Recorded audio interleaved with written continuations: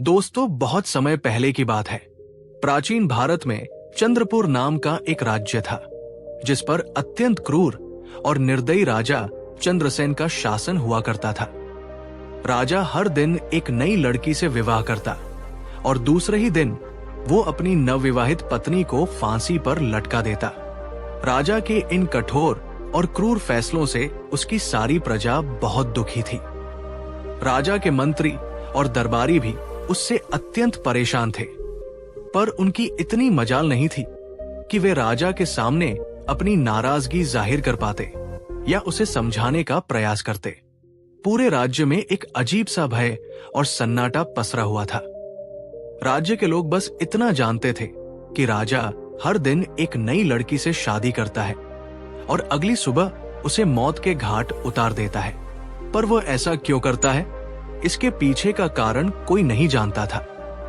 राज्य के दक्षिण छोर पर घने जंगल के बीच एक बूढ़ा जादूगर अपनी बेटी सुवर्णलता के साथ रहा करता था।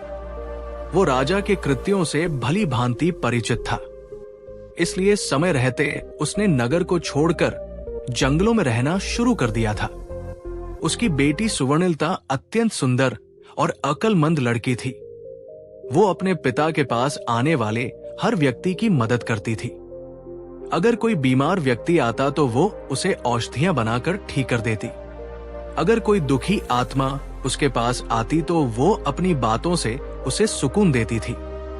एक दिन जब जादूगर को किसी कार्य से नगर जाना था तो सुवर्णलता भी जिद करने लगी और उस दिन अपने पिता के साथ चल पड़ी। जब दोनों नगर में प्रवेश करके द्वार पर पहुंचे, तभी नगर से रोते बिलखते राजा को बद्दुआ देते हुए लोग आज फिर से उसके द्वारा फांसी दी गई एक लड़की के शव को उठाए आ रहे थे। बूढ़े जादूगर ने उन्हें देखा तो सारा माजरा समझते देर नहीं लगी। उसने तुरंत अपनी बेटी से वहां से चलने को कहा, परंतु स्वर्णलता ने जब उन रोते बिलखते लोगों को देखा तो उसका हृदय द्रवित हो उठा। वो बोली, नहीं पिताजी, पहले मुझे ये जानना है कि ये लोग इतने दुखी क्यों हैं और ये राजा को भला बुरा क्यों कह रहे हैं।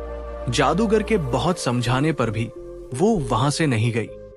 जब सुवर्णलता ने कुछ लोगों से इसका कारण पूछा तो लोगों ने एक बार उसे अजीब निगाहों से देखा और बोले, क्या तुम्हें कुछ भी नहीं पता?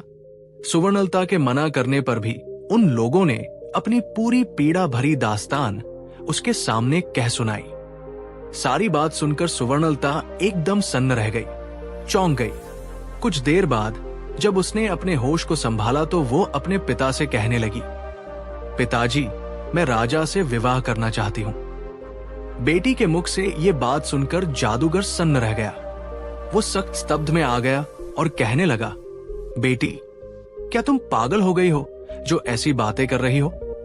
तुमने अभी अभी सुना नहीं कि वो राजा दूसरे ही दिन अपनी पत्नी की हत्या करवा देता है।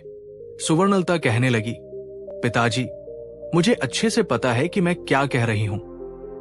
आप तो बस मुझे राजा के पास जाने की अनुमति दीजिए। अगर मैं अपनी बुद्धि के बल और सत्य के साथ एक निर्दयी व्यक्ति को बदल सकती हूं तो ये मेरे जीवन की सबसे बड़ी उपलब्धि होगी।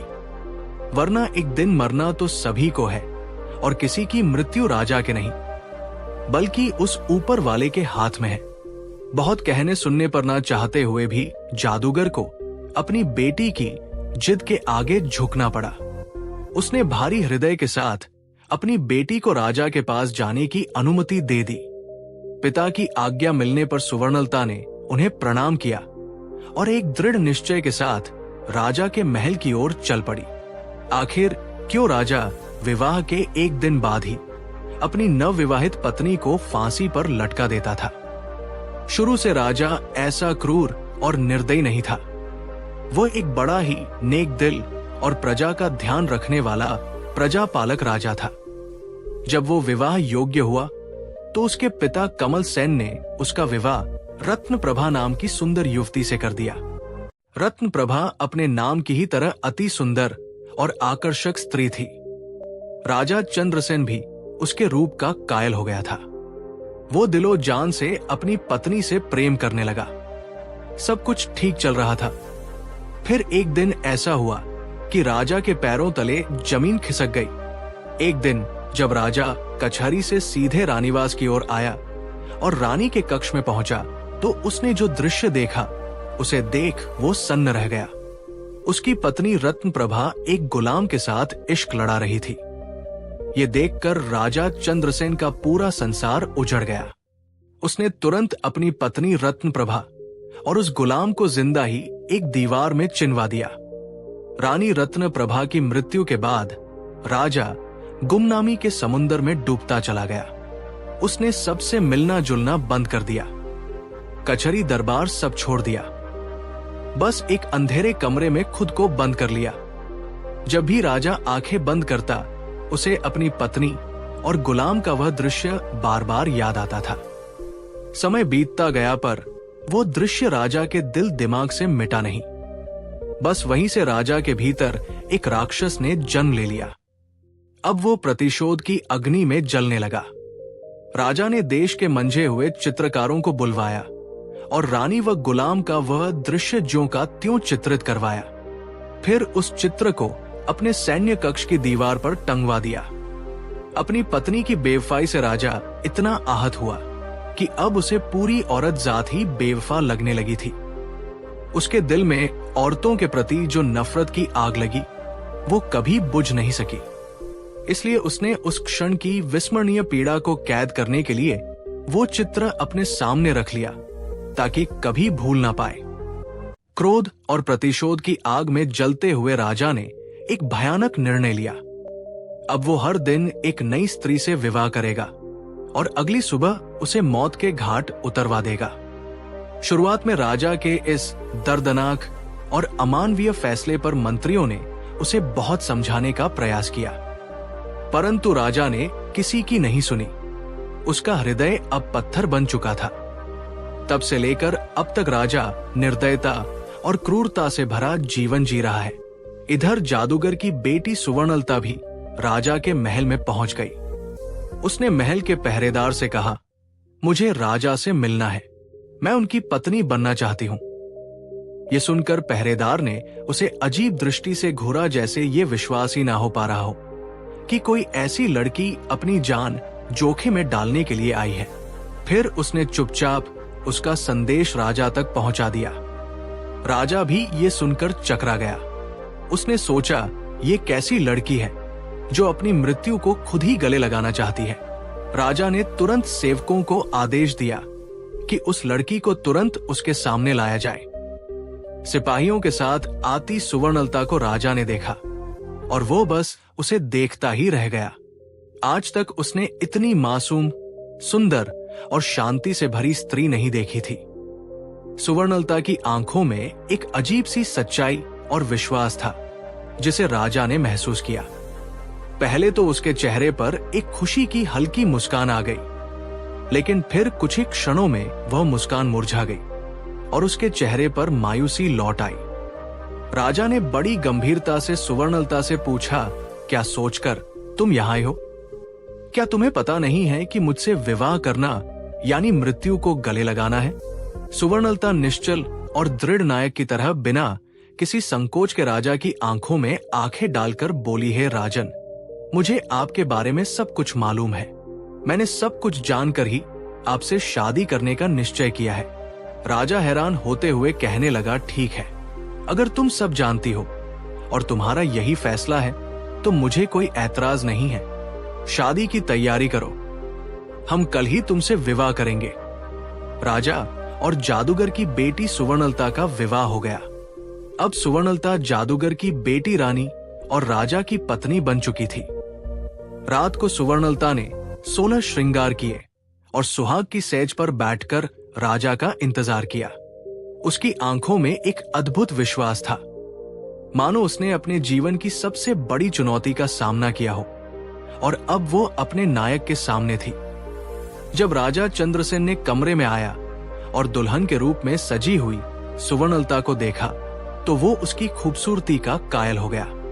लेकिन तभी उसका ध्यान दीवार पर लगी अपनी मृत पत्नी की तस्वीर की ओर चला गया। उसकी आंखों में एक दर्द और गुस्सा जाग उठा।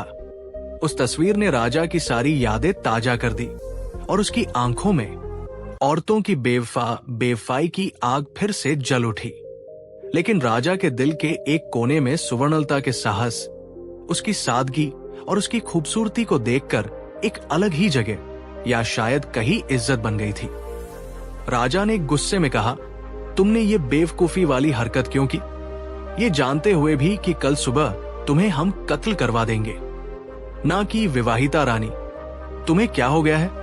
सुवर्णलता बड़े ही शिष्टाचार और आदर के साथ अपनी आंखों में बिना डर और बिना झिझक के राजा की आंखों में देखती हुई बोली, मेरे स्वामी, ये फैसला तो उस ऊपर वाले ने किया है और उसका फैसला मुझे हर हाल में मंजूर है।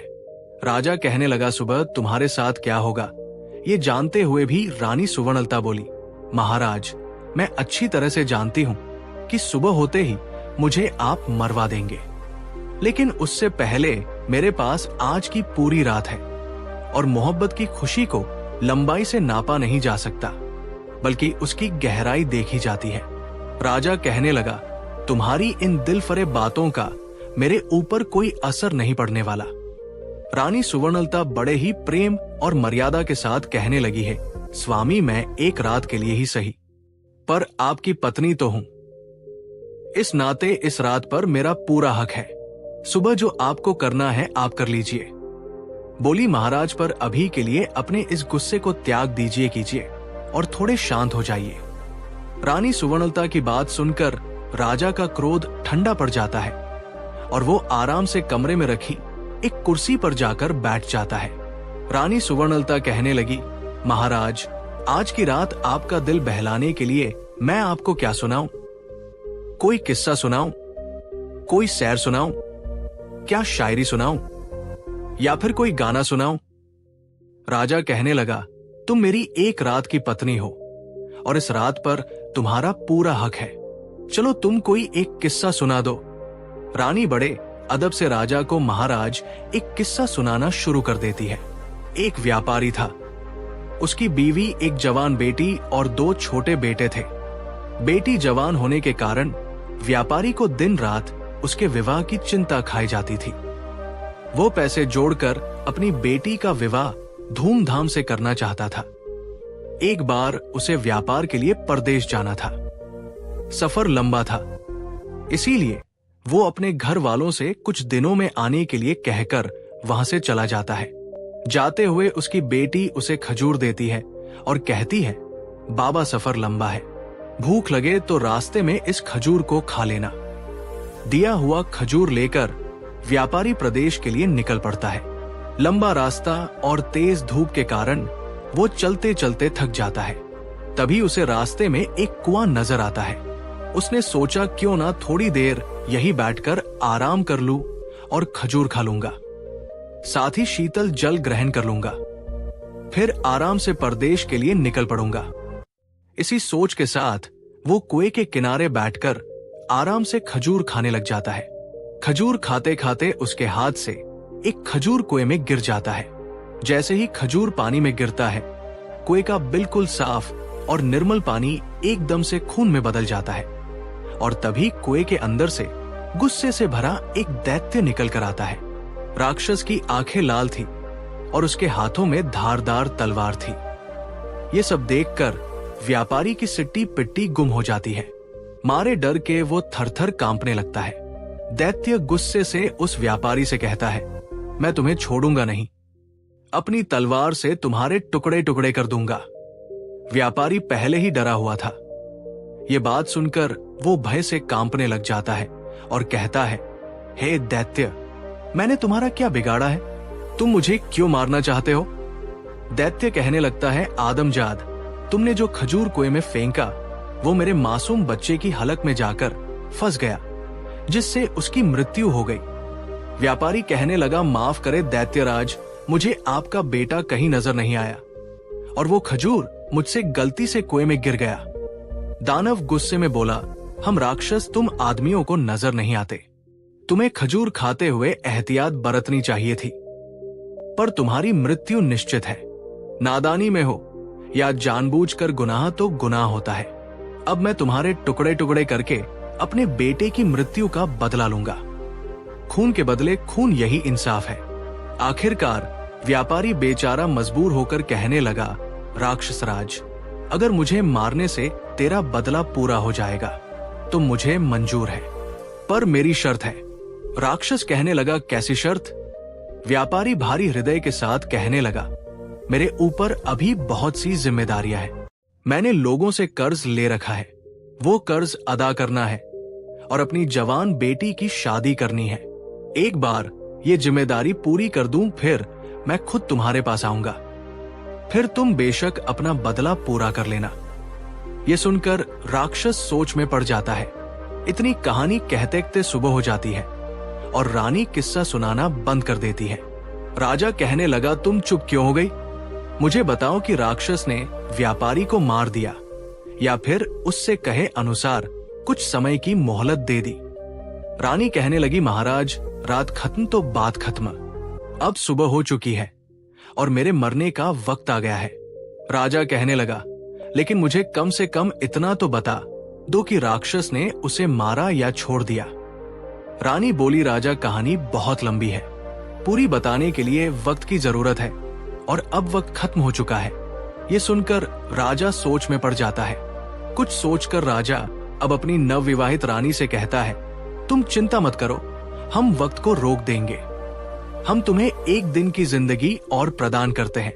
अब तुम किस्सा सुनाओ। तब रानी कहती है, नहीं मेरे सरताज, किस्से तो रातों को सुनाए जाते हैं। सुबह का वक्त तो हो चला है, आप अपने राजसी कार्य कीजिए। आगे का किस्सा तो मैं रात को ही सुनाऊंगी। ये सुनकर राजा सोचता है, कितनी ही लड़कियां मेरे पास आई और मौत के घाट उतार दी गई। सबके चेहरे पर मौत का भय साफ नजर आता था, पर इसके चेहरे पर तो भय नाम की कोई चीज ही नहीं है। खैर, इसका किस्सा मुझे बहुत दिलचस्प लगा है, इसलिए इसकी जान सिर्फ आज के लिए बख्श दी। कल इसका भी वही हाल होगा। राजा वहां से चला जाता है और अपने दिन भर के राजसी कामों में व्यस्त हो जाता है। इधर रानी हाथ जोड़कर उस ऊपर वाले से प्रार्थना करती है, हे भगवान परमेश्वर, मेरे पति को सद्बुद्धि देना, उसके इन पाप कृत्य को क्षमा करना और उसे सही रास्ता दिखाना। प्रभु, शाम का वक्त हो जाता है। राजा बेसब्री के साथ कमरे में आता है और कहता है, रानी, अब जल्दी से किस्सा सुनाना शुरू कीजिए। राजा की बेसब्री को देखकर रानी कहती है, थोड़ा सब्र रखो महाराज, मैं आपके लिए खाना लगा देती हूँ। पहले भोजन कर लीजिए, फिर मैं आगे का किस्सा सुनाना शुरू करूंगी। हम कहकर रानी राजा को खाना परोस देती है। राजा कहने लगा, ये तो नौकरों के काम है, तुम ये क्यों कर रही हो? रानी बड़े प्यार से कहने लगी, नहीं मेरे स्वामी, ये एक पत्नी का कर्तव्य है कि वो अपने पति का ख्याल रखे। राजा कहने लगा, तुम्हें कौन सा मेरे साथ पूरा जीवन व्यतीत करना है, और वैसे भी आज की रात के बाद तो ये काम नौकरों नहीं करने हैं। रानी कहने लगी, स्वामी, आज की रात ही सही पर आपकी सेवा करने का मौका तो मिला, मरते समय सुकून से मर सकूंगी। जितना भी समय मिला है मैंने अपने पति की सेवा की। ये सुनकर राजा के दिल को बड़ा सुकून मिला, लेकिन तभी उसे अपनी बीवी की बेवफाई याद आ गई।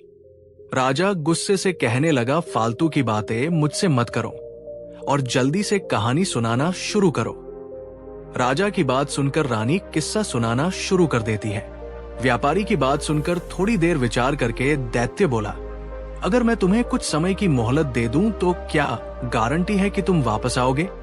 व्यापारी कहने लगा, है राक्षस राज, उस ऊपर वाले की कसम खाकर, भगवान की कसम खाकर कहता हूं कि मैं अपने कामों को अंजाम देकर यहां फिर से आऊंगा और खुद को तुम्हारे हवाले कर दूंगा। मेरा विश्वास करो। दैत्य कहने लगा, ठीक है, मैं तुम्हें 40 दिन की मोहलत देता हूं। व्यापारी दैत्य का शुक्रिया करते हुए अपने घर की तरफ चल देता है। कुछ दिन के सफर के बाद वो अपने घर पहुंच जाता है। व्यापारी को घर आया देखकर उसकी पत्नी और बच्चे खुश हो जाते हैं। उसकी पत्नी कहती है, स्वामी, आप थक गए होंगे, हाथ मुंह धो लीजिए, तभी मैं आपके लिए खाना लगाती हूं। इस बार पता नहीं क्यों मेरा दिल बहुत घबराया हुआ है। शुक्र है उस भगवान का, आप सही सलामत घर पर आ गए। उसकी पत्नी के मुख से ये बातें सुनकर अंदर ही अंदर व्यापारी का हृदय पीड़ा से तड़प उठता है। उसने सोचा, जब हमेशा के लिए जाऊंगा तो मेरी पत्नी और बच्चों का क्या होगा? व्यापारी ने कागज के अंदर अपनी जिंदगी के बचे हुए दिन लिखे होते हैं। धीरे धीरे समय बीतता जा रहा था। व्यापारी के जीवन के बचे हुए दिन धीरे धीरे कट रहे थे। उसने अपनी बेटी के लिए योग्य रिश्ता देखकर उसकी शादी कर दी और उसे विदा कर दिया। खुशी के साथ साथ व्यापारी अंदर से दुखी भी था, क्योंकि आज उसकी अंतिम रात थी। कल का दिन उसका आखिरी दिन था। कल वो दैत्य उसे टुकड़े टुकड़े कर देगा। व्यापारी बिस्तर में पड़ा पड़ा यही सब सोच रहा था। नींद उसकी आंखों से कोसों दूर थी। उसे रह रहकर ये बात खाई जा रही थी कि उसके मरने के बाद उसकी पत्नी और बच्चों का क्या होगा। दुखी हृदय के साथ व्यापारी उठकर बैठ जाता है और सिसक सिसक कर रोने लगता है। उसके रोने की आवाज सुनकर उसकी पत्नी भी उठ जाती है। व्यापारी को ऐसे रोते हुए देखकर घबराकर वो उससे पूछती है, क्या हुआ स्वामी, आप रो क्यों रहे हो? व्यापारी पहले तो बात को टालने की कोशिश करता है, लेकिन जब उसकी पत्नी ने ज्यादा जोर देकर पूछा तो वो टूट जाता है और सारा किस्सा अपनी पत्नी को रोते रोते सुना देता है। सारी बात सुनकर व्यापारी की पत्नी का कलेजा मुंह को आ जाता है। वो तड़प उठती है और कहती है, स्वामी आपकी जगह पर मैं उस दैत्य के पास जाऊंगी। मुझे चाहे कुछ भी हो जाए, चाहे वो दैत्य बेशक मेरी जान ले ले, पर मैं आपको कुछ भी नहीं होने दूंगी। किस्से के बीच में ही वो बोल पड़ता है, वाह क्या औरत है, ऐसी औरत भी दुनिया में होती है। ऐसी नेक और वफादार बीवी की दहलीज पर तो फरिश्ते भी अपना सिर झुका दे। राजा ने कहा। रानी कहने लगी, बिल्कुल ठीक कहा महाराज। कुछ बदचलन औरतें होती हैं जिनकी वजह से सभी औरतों पर उंगली उठाई जाती है, पर सबको एक जैसा समझ लिया जाता है। ये सुनकर राजा सोच में पड़ जाता है। रानी फिर आगे का किस्सा सुनाना शुरू कर देती है। व्यापारी अपनी पत्नी को समझाते हुए कहता है, मेरी बात मत करो, प्रिय मरे हुए होते हैं। अगर तुम्हें कुछ हो जाए तो धिक्कार है मेरे ऊपर। तुम्हें यह भी कैसे कह दिया कि तुम मेरी जगह उस राक्षस के पास चली जाओगी? गलती तो मुझसे हुई है और इस गलती की सजा तो मुझे ही भोगनी पड़ेगी। तुम मेरे बच्चों का ख्याल रखना, उन्हें मेरी कभी कमी महसूस मत होने देना। व्यापारी अपनी पत्नी को खूब समझाता है। ऐसे ही बातों बातों में रात निकल जाती है और सुबह हो जाती है। व्यापारी भारी हृदय के साथ अपने छोटे बच्चे और बीवी को गले लगाकर उनसे विदाई लेकर वहां से निकल पड़ता है। लंबा रास्ता तय करके वो उसी जगह पहुंच जाता है जहां उसे वो दैत्य मिला था। व्यापारी दैत्य को आवाज देता है, राक्षस राज, मैं तुम्हारे पास आ गया हूं। मेरे 40 दिन पूरे हो गए हैं। आओ मेरी जान लेकर अपना बदला पूरा कर लो। व्यापारी की बात सुनकर दैत्य बाहर आता है और व्यापारी से कहता है, तुम बहुत बहादुर हो जो इस तरह खुद मेरे पास मौत के मुंह में चलकर आ गए हो। लेकिन आदम जात मैं तुम्हें मारूंगा नहीं, क्योंकि मैंने तुम्हें माफ कर दिया है। दैत्य आगे कहता है, जब तुमने मुझसे समय मांगा था तब मुझे तुम्हारे ऊपर यकीन नहीं था, इसलिए उसी दिन से मैं तुम्हारा पीछा कर रहा था। तुमने जो कुछ भी कहा था वो बिल्कुल सच था। अब जाओ और अपनी बीवी बच्चों को संभालो, तुम्हारे बिना उनका रो रो कर बुरा हाल है। दैत्य के मुख से ये बातें सुनकर व्यापारी की खुशी का ठिकाना नहीं रहा। उसने उस दैत्य का हाथ जोड़कर शुक्रिया किया। किस्सा समाप्त होते होते राजा पूरी तरह से भावुक हो चुका था। वो अब रानी की ओर प्यार भरी नजरों से देखने लगा। रानी बोली है, महाराज, सभी औरतें बिल्कुल भी एक जैसी नहीं होती है, और जब तक आप उस तस्वीर को अपने कमरे से नहीं हटा देंगे तब तक आपकी पीड़ा कभी कम नहीं होगी और आप हर औरत को बदचलन ही समझेंगे।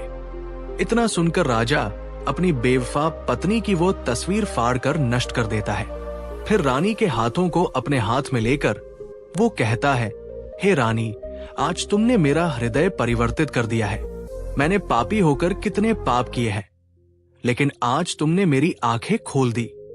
रानी कहने लगी है, महाराज, आप मुझे मारना चाहे तो बेशक मार दे, लेकिन मेरी एक शर्त है कि आप मुझे सिपाहियों के हाथों से नहीं बल्कि खुद अपने हाथों से मारे। मुझे ये बिल्कुल भी गवारा नहीं है कि मुझे कोई सिपाही हाथ लगाए। आपके हाथों से मरूंगी तो मेरे मन को सुकून मिलेगा। राजा कहने लगा, नहीं मेरी रानी, मैं तुम्हें कुछ नहीं करूंगा। मेरा खोखला भ्रम तोड़कर एक जिल्लत भरी जिंदगी से बाहर निकालने वाली देवी हो तुम। मेरी प्रिया, मैं हमेशा तुम्हें अपनी पलकों पर बिठाकर रखूंगा। जितना पाप मैंने किया है, शायद उसके लिए वो ऊपर वाला मुझे कभी माफ ना करे, पर बची हुई जिंदगी में सिर्फ खुशियां बांटना चाहता हूं अपनी प्रजा और तुम्हारे साथ। उधर जब जादूगर को यह पता चला कि उसकी बेटी सिर्फ सही सलामत ही नहीं बल्कि राजा की आंखें खोलने वाली उसकी हत्यारिन रानी बन गई है और राजा अब एक नेक इंसान बन गया है, तो उसकी खुशी का कोई ठिकाना नहीं रहा। राजा चंद्रसेन और रानी सुवर्णलता के साथ एक हंसी खुशी जीवन व्यतीत करते हैं।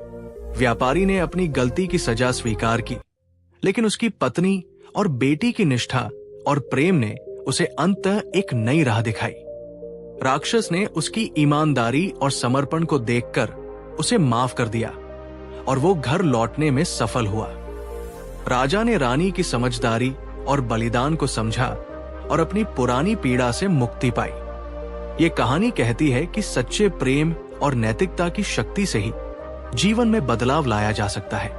राजा चंद्रसेन, जो स्त्रियों को केवल अपने अहंकार का शिकार बनाता था, आज खुद समय के चक्कर में फंस चुका था। रानी सुवर्णलता की बुद्धिमत्ता और साहस ने न केवल उसकी क्रूरता का अंत किया बल्कि पूरे राज्य को एक नया मार्ग दिखाया। दोस्तों, ये कहानी केवल राजा और रानी की नहीं बल्कि उस सत्य की भी है जो हमें ये सिखाती है कि अहंकार और अन्याय अधिक समय तक नहीं टिकते। जो दूसरों के साथ छल करता है उसे एक दिन स्वयं अपने छल के जाल में फंसना पड़ता है। दोस्तों, मुझे उम्मीद है कि इस कहानी से आपको कुछ सीखने को मिला होगा। अगर वीडियो अच्छी लगी हो तो वीडियो को लाइक करें और कमेंट जरूर करें, साथ ही चैनल को सब्सक्राइब जरूर करें। आपका एक सब्सक्राइबर हमारा हौसला बढ़ता है। तो हम आपसे फिर मिलते हैं नई वीडियो में। तब तक के लिए अपना ख्याल रखें।